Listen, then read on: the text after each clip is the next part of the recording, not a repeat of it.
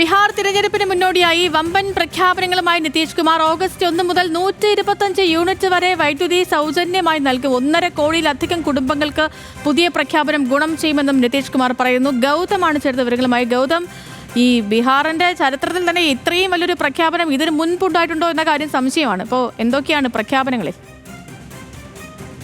ഇത് തെരഞ്ഞെടുപ്പിന് മുന്നോടിയായിട്ടുള്ള വമ്പൻ പ്രഖ്യാപനങ്ങളുടെ കൂട്ടത്തിൽ ഏറ്റവും ഒടുവിൽ പുറത്തുവരുന്ന പ്രഖ്യാപനമാണ് ഇപ്പോൾ നിതീഷ് നടത്തിയിരിക്കുന്നത്. ഇത് ബീഹാറിനെ സംബന്ധിച്ചിടത്തോളം ഏറ്റവും പ്രധാനപ്പെട്ട പ്രഖ്യാപനങ്ങളൊന്നായി മാറുകയും ചെയ്യും.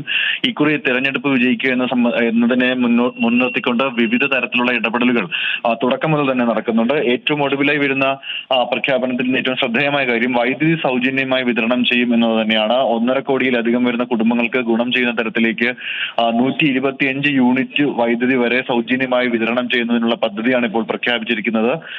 ഇതിലൂടെ കുടുംബങ്ങളിൽ കൃത്യമായ ഊർജ്ജ വിതരണം ഉറപ്പാക്കുമെന്നും സൗജന്യ വൈദ്യുതി വിതരണത്തിലൂടെ വികസനം സാധ്യമാകുന്ന പുതിയ തരത്തിലുള്ള വികസനം സാധ്യമാക്കുമെന്നാണ് നിതീഷ് കുമാർ അവകാശപ്പെടുന്നത്. ഒപ്പം തന്നെ സോളാർ പാനലുകൾ സ്ഥാപിക്കുന്നത്, അതായത് വീടുകൾക്ക് മുകളിൽ സോളാർ പാനലുകൾ സ്ഥാപിക്കുന്നതിന് പദ്ധതി അടുത്ത മാസം പ്രഖ്യാപിക്കും.